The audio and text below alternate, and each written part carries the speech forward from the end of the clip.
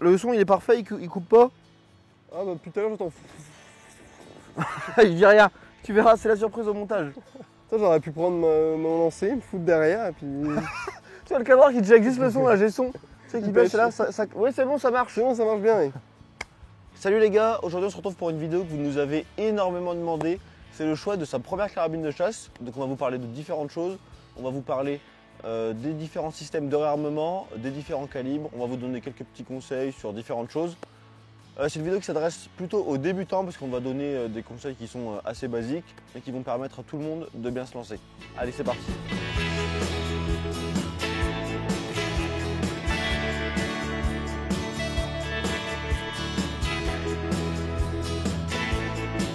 Les gars, avant de démarrer, on vous présente la Javelot Pro 2 de chez Olight qui nous ont envoyé. Donc c'est une lampe qui est assez particulière. Déjà dans une belle valise, on n'a encore jamais eu de lampe là-dedans. C'est une lampe qui éclaire à plus de 1000 mètres. Donc c'est vraiment une lampe très longue portée avec une très grosse intensité puisqu'elle fait 217 000 candela, ce qui est énorme. Ça fait un faisceau qui est très serré. Essayez d'éclairer la caméra, voir si ça fait quelque chose. Non, je vois plus rien. Le faisceau est vraiment énorme. C'est la seule lampe avec laquelle on ne se met pas des coups de lampe dans les yeux avec les copains. Parce que là, il y a vraiment du danger. Je vous mettrai quelques plans que je vais tourner la nuit pour vous montrer un peu l'intensité que ça a. C'est vraiment énorme. Bon les gars, pour que ce soit un peu plus visuel, je vais vous faire un comparatif entre les différentes lampes OLED que j'utilise le plus.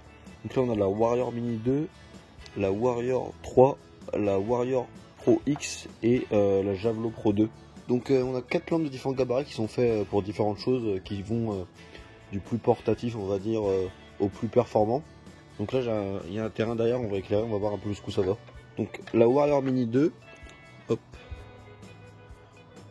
Donc dans le terrain de près on voit bien. Et là-bas entre les arbres il y a une pâture à 800 mètres et du coup là par contre on ne voit pas. La Warrior 3S. Donc là ça éclaire quand même déjà plus. Par contre la pâture du fond on la distingue mais on la voit toujours pas. La Warrior X3. Donc là ça éclaire vraiment fort. On commence vraiment à avoir une grosse portée. Et on commence à voir la pâture à 800 mètres. Et la Javelot Pro 2. Bon là on a vraiment... c'est le soleil quoi. Ici on éclaire dans la pâture là-bas. Donc là on voit clairement la pâture. Donc là-bas le haut de la pâture il y a 800 mètres. Et ça éclaire vraiment jusqu'au bout. Donc pas de souci. Donc c'est vraiment un phare. Ça éclaire carrément plus loin que, pour donner un exemple, des pleins phares de voiture. C'est vraiment beaucoup plus puissant. Donc c'est une lampe qui vous est livrée dans une mallette en plastique avec une petite housse pour la porter à la ceinture. Ça fait vraiment lampe très haut de gamme, elle éclaire vraiment bien. C'est les mêmes systèmes de batterie que toutes les Olight, c'est juste qu'il y en a deux, avec les mêmes systèmes de boutons, toujours l'indicateur de puissance lumineuse, l'indicateur de charge. Niveau utilisation, c'est une lampe qui pour moi a une utilité en particulier, et je pense que les gens vont l'acheter pour ça. À ton avis, Clément, quelle est cette utilité? Peut-être aller fumer un goré à une bande de nuit. Je vois pas d'autre. Je pense que c'est vraiment une lampe qui a été conçue pour aller braconner en fait. Enfin, c'est vraiment pour éclairer très loin, très serré. Dans des utilisations un peu plus, on va dire, normales, en éclairage de nuit, soit pour faire de la recherche si vous avez un métier qui nécessite de voir des choses de loin la nuit, comme par exemple un bon éleveur qui va checker ses vaches en essayant de ne pas leur éclairer les yeux pour pas qu'elles explosent. Parce que c'est vraiment puissant. Utilisé pour du terrorisme, pour éblouir les avions de chasse, les avions de ligne. Clément, il est là le soir sur sa fenêtre. Non, pour marquer les cibles d'un missile Predator. On connaît l'utilisation courante à la chasse quoi. Donc comme d'habitude sur tous les lampes Olight, la finition est vraiment nickel. Il n'y a rien à dire, c'est vraiment top. Moi j'ai pas mal de lampes Olight depuis plus d'un an maintenant, qui servent beaucoup. Et je n'ai jamais eu de soucis de fiabilité.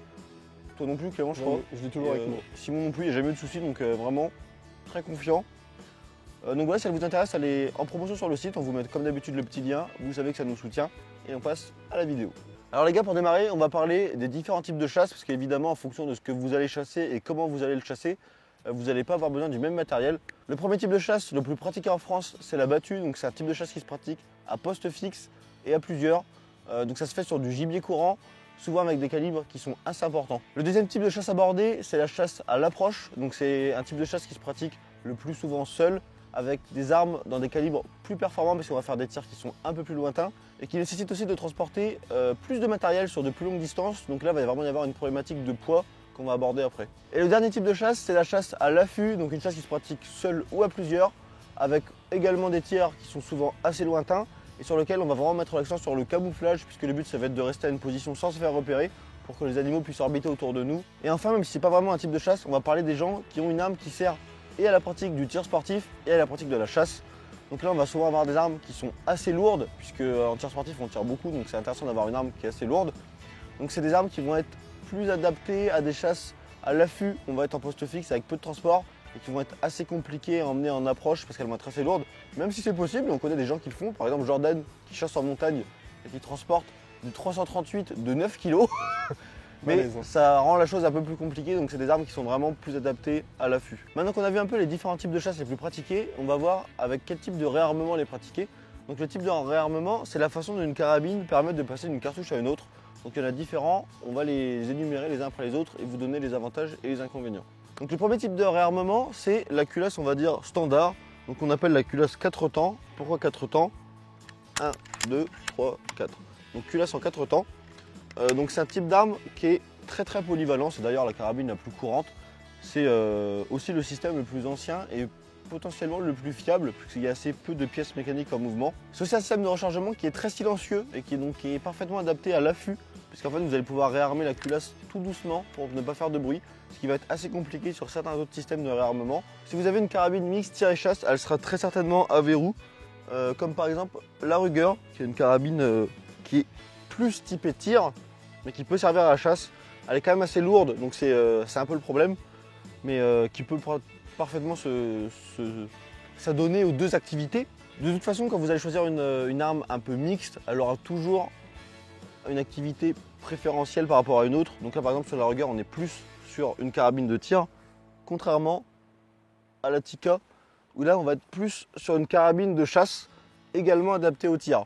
Donc c'est une carabine qui est beaucoup plus légère. Donc le système à verrou, c'est vraiment pas mal si vous avez décidé de n'avoir qu'une seule arme. Ça permet d'avoir une arme qui est adaptée à quasiment toutes les activités. Donc c'est intéressant. Le deuxième système de réarmement qu'on retrouve assez souvent, c'est le système à culasse linéaire, qui est de plus en plus apprécié par les chasseurs puisque ça permet d'avoir une grosse cadence de tir, puisqu'en fait vous avez une culasse en 2 temps. Donc on n'en a pas aujourd'hui. Ce sont des systèmes sur lesquels on tire en arrière et on pousse en avant. Et ça réarme la carabine, donc c'est beaucoup plus rapide qu'une carabine à verrou standard. Même s'il y a des tireurs qui sont très rapides avec des carabines à verrou 4 temps. On le voit beaucoup dans le PRS où il y a des gens qui réarment extrêmement vite. Donc ça a l'avantage pour des gens qui sont, on va dire, un peu moins habiles de leurs mains de pouvoir réarmer beaucoup plus rapidement. Mais c'est aussi l'inconvénient de faire plus de bruit, puisqu'en fait pour réussir à bien verrouiller la carabine, il va falloir quand même claquer le verrou.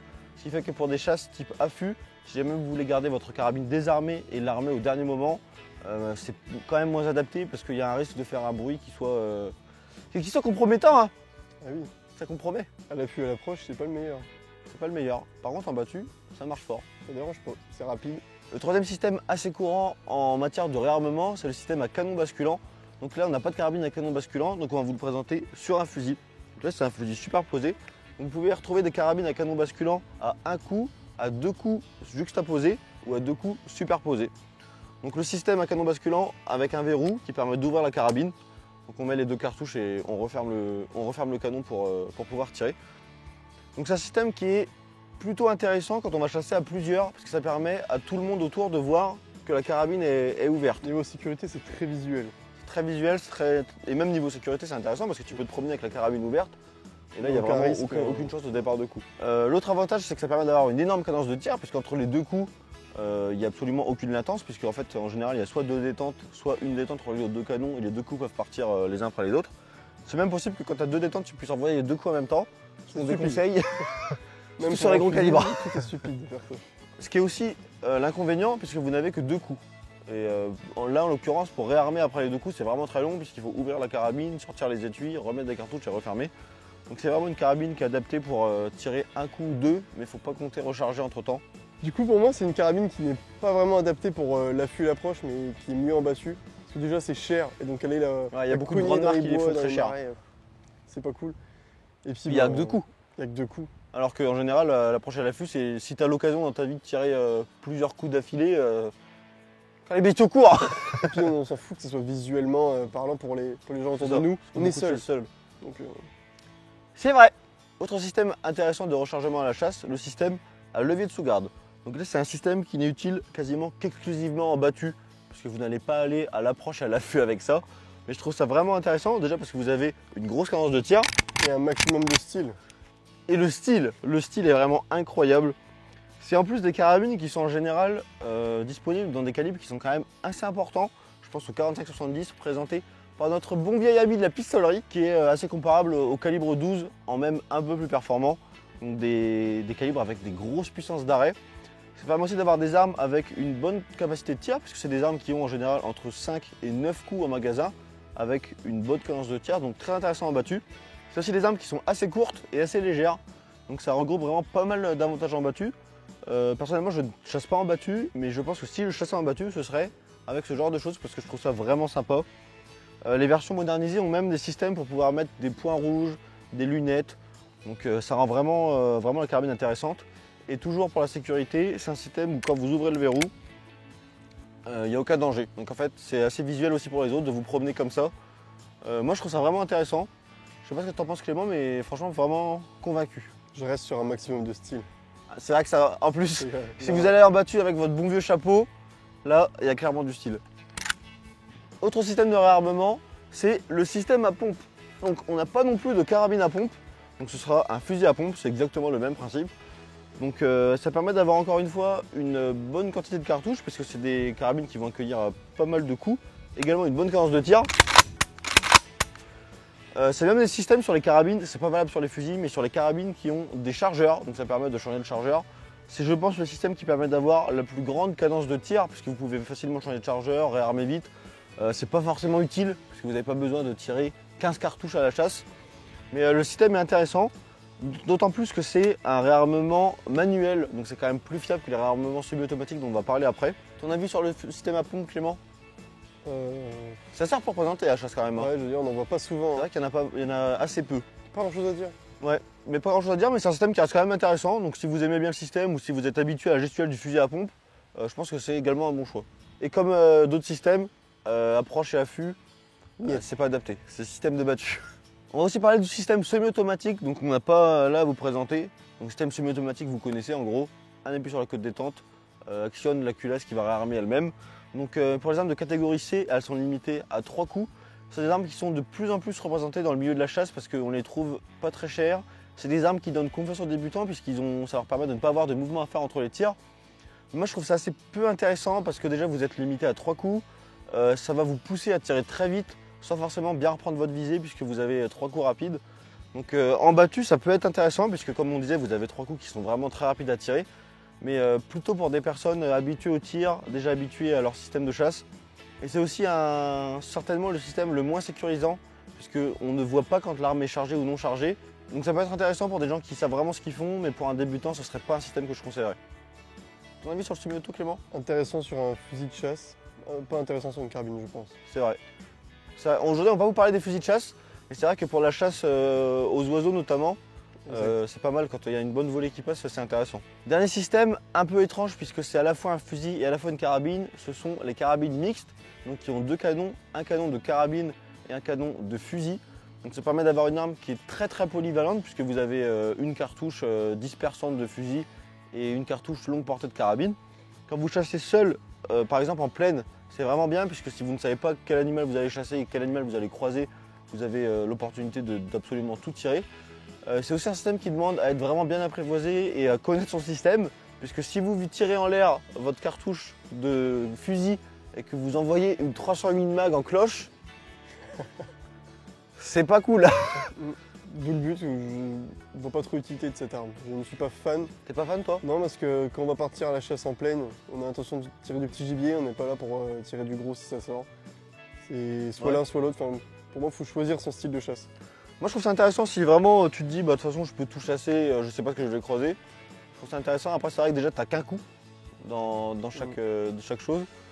Et puis il y a aussi la possibilité de se gourer. Donc si vous voulez tirer votre cartouche de carabine et que vous tirez la cartouche de chasse, c'est pas très grave. Mais l'inverse, bon, ça peut faire des étincelles quoi. Toi, pas convaincu? Non, non, pas convaincu. Pour moi, Pas c'est... convaincu pour Clément. Choisis son style de chasse. Si on veut aller en plaine, au petit gibier, on prend son fusil. C'est niette. Carré. Carré. Maintenant, vous parlez un peu des différents calibres. Donc, de manière générale, comment on définit un calibre? Donc, avec deux choses. La première chose, c'est sa vitesse de sortie. Donc, plus une cartouche va sortir rapidement, plus le tir va être ce qu'on appelle tendu. Donc, c'est le mot un peu, le mot un peu quoi? Bah, J'allais ça nous insulter fait des rire, merdes. ouais. Donc, calibre tendu, donc c'est-à-dire avec une trajectoire assez plane au début. Donc ça, c'est souvent lié à des calibres qui sont aussi performants avec des cartouches qui ont des gros coefficients balistiques. Donc qu'est-ce que c'est les coefficients balistiques sur une ogive? C'est sa capacité à conserver sa vitesse. Donc en général, c'est des ogives qui sont très effilées.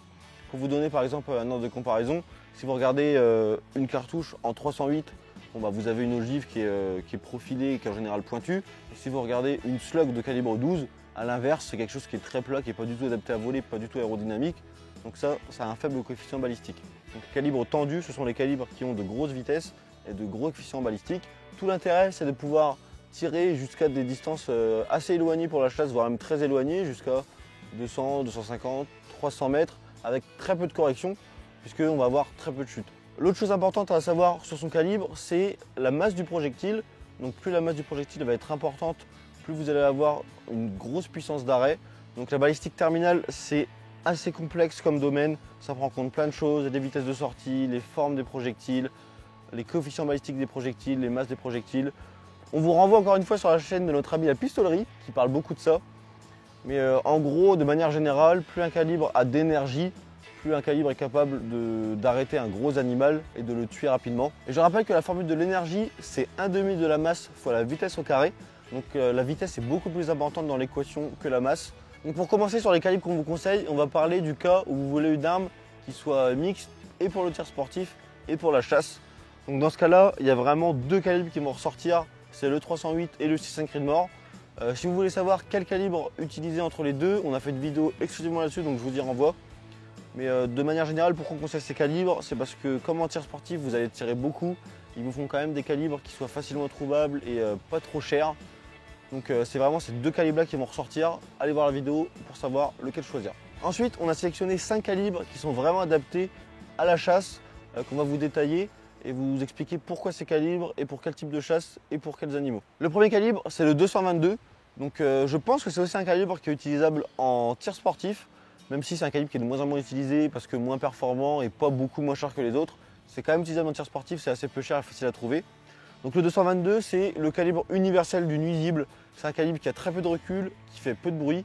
Donc c'est très intéressant si vous chassez quasiment tous les petits nuisibles, le renard, voire même les petits animaux sur des petits chevreuils, des choses comme ça peut encore être utilisable. C'est très bien aussi. De quoi? Sur du ragondin, c'est très bien aussi. Sur le ragondin, c'est pas très bien, c'est même dégondé. excellent et exceptionnel. Ah oui.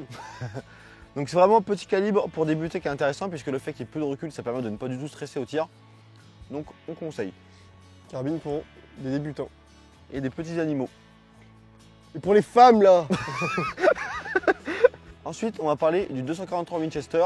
Donc le 243, c'est un Wildcat du 308, c'est-à-dire que c'est un étui de 308 avec un collet rétréci à 6 mm. Ça permet d'avoir un calibre qui pour le coup est très tendu, on peut le dire, puisque c'est un calibre qui a pas mal de poudre par rapport à son projectile. Donc c'est des calibres qui sortent très vite, souvent à plus de 1000 mètres secondes. Donc c'est un calibre qui est aussi intéressant pour les nuisibles parce qu'il est beaucoup plus. Quel est le mot, Clément? Je sais pas. Vous allez dire énergétique, ça ne veut rien dire. Non, c'est pas bon. C'est un calibre beaucoup plus puissant que le 222 puisqu'il va développer beaucoup plus d'énergie.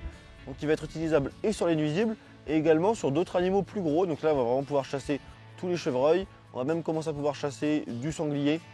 Je n'irai pas jusqu'à dire qu'on pourra chasser du cerf au 243 puisque c'est quand même un calibre qui est avec un projectile assez petit, assez léger.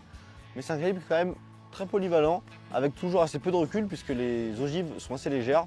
Donc on conseille également. À croire les ricains, ils fumeraient des élans avec. Comme le 6.5. Arrêtez avec cette blague. Ensuite, on va parler du 764. Donc le 764, c'est le calibre du chasseur français à l'ancienne. Donc c'est un calibre très performant qui a des projectiles qui sortent très vite avec des trajectoires qui sont très tendues. Donc c'est vraiment le calibre à l'ancienne pour l'approche et l'affût. Très intéressant pour ça. Un calibre aussi utilisable en battu, même si c'est pas le plus adapté. C'est un calibre qui fera parfaitement les 3 chasses avec lequel vous pourrez chasser tous les animaux français. Donc si vous aimez bien ce genre de choses, on conseille également. Ensuite, on va parler du 30-06. Pardon, excuse-moi, j'ai reniflé depuis le moment. T'as niffé? J'ai niffé. Tu niffes plus quand je parle. Et c'est fini. Ensuite, on va parler du 30-06. Donc, c'est un calibre qui avant était interdit à la chasse, puisque calibre militaire, et qui a été légalisé lors de la dernière grosse législation. Donc, c'est, je crois, le nouveau calibre le plus tiré en France. Donc, c'est le calibre américain, le 30-06. C'est un calibre qui est intéressant, qui se situe en termes d'énergie entre le 308 et le 308 mag, qui est vraiment très polyvalent, avec lequel vous allez pouvoir chasser tous les animaux.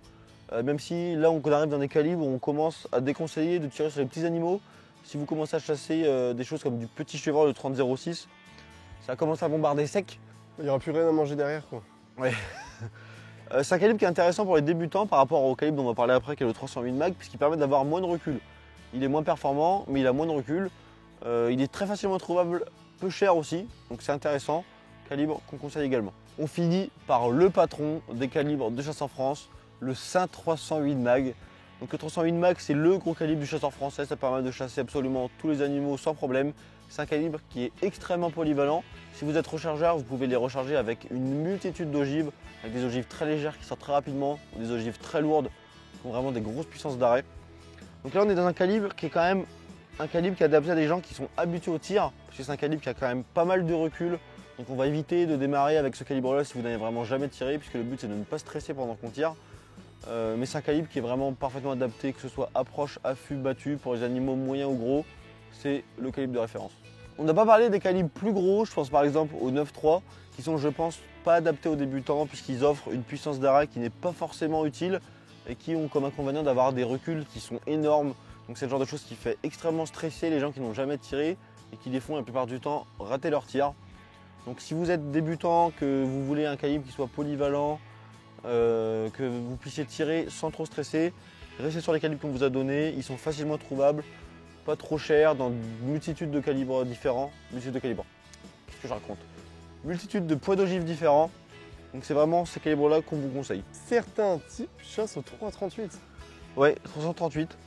338, je peux comprendre sur les chasses très longue distance, sur les très gros animaux. Pour moi, la seule chasse qui nécessite ça en France, c'est la chasse en montagne, sur les gros animaux. Mais déjà, le problème, c'est qu'un flingue en 338, c'est super lourd. Et ceux qui ont le malheur de chasser en 338 avec des flingues légers, vous n'allez pas tirer 2 cartouches ou 3 cartouches d'affilée là. Parce qu'il va falloir s'en remettre. On va pas pouvoir vous conseiller de modèles d'armes en particulier parce qu'il y en a vraiment une multitude. Si vous allez sur les forums, les groupes Facebook et tout ça, c'est à prendre avec des pincettes puisque bon, c'est attention à ce que les gens disent. Mais vous allez trouver plein de conseils pour ces choses-là. Ce que je peux vous dire, c'est que pour la chasse en France en général, ça ne nécessite pas des armes qui soient extrêmement chères.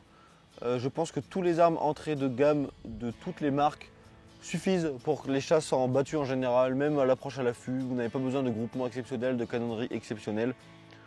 Pour moi, une arme de chasse qui est chère, c'est utile parce que ça va permettre d'avoir un bijou. Puisqu'en fait, c'est le plaisir de se promener avec une belle arme que vous avez achetée cher. Je comprends les gens qui achètent des armes très chères. Attention quand même à certaines marques qui surfent un peu là-dessus et qui vendent des armes qui sont vraiment très chères pour ce que c'est. Je ne citerai pas la marque, mais tu sais de quoi je veux parler, Clément. Qui est bien connu du monde de chasse. Bien connu du monde de chasse, on le retrouve partout. Une belle tête de logo. De quoi? Une belle tête de logo. Ah, je vais mettre un bip sur l'animal quand tu viens de dire. Ça se dans tes mains depuis tout à l'heure, tu es en train de fouiller. Vous pouvez retrouver des carabines de chasse qui sont à plusieurs milliers d'euros, qui n'ont comme intérêt seulement par rapport à une carabine entrée de gamme d'être jolie. Donc si vous avez un budget, que vous voulez une belle arme, allez-y vraiment, faites-vous plaisir. Mais si vous êtes quelqu'un qui débutait, qui n'avait pas un gros budget, ne vous inquiétez pas, vous n'avez pas besoin d'une arme de fou pour aller à la chasse. On va aborder un peu le thème des accessoires sur la chasse. Il y a 2 accessoires qu'on vous conseille vraiment, qui sont liés tous les 2 au bruit. Le premier, c'est le casque anti-bruit. Très peu de chasseurs chassent avec des casques et c'est vraiment très mauvais. Faites très attention à votre audition, c'est quelque chose qui ne se répare pas. Vous ne vous rendez pas compte à quel point un tir fait énormément de bruit, surtout sur des canons assez courts de chasse avec des gros calibres. Donc aujourd'hui vous avez des casques électroniques qui sont très intéressants, ça permet de couper les bruits de tir trop forts et ça permet encore d'accentuer l'écoute des choses environnantes. Vous avez des casques qui sont même très bien spatialisés, ça permet de savoir vers où arrivent les gibiers, où sont les gens qui vous parlent. Donc vraiment le casque de chasse quand vous chassez à plusieurs ou même seul avec des gros calibres, c'est l'accessoire à avoir. Tirer avec un casque. C'est à tous les prix. Il y en a qui sont très bien, très chers et pour ceux qui n'ont pas les moyens, il y en a à 30 balles les casques de chantier. Nous on a chassé très longtemps, on a tiré très longtemps avec des casques qu'on a payé 30 € sur Amazon. Je vous mettrai le lien en description, casques électroniques qu'on a gardé plusieurs années, qui sont très bien. qui coûte vraiment pas cher. Après, si vous voulez quelque chose avec vraiment du confort, de la spatialisation, vous avez des casques qui sont beaucoup mieux, beaucoup plus chers.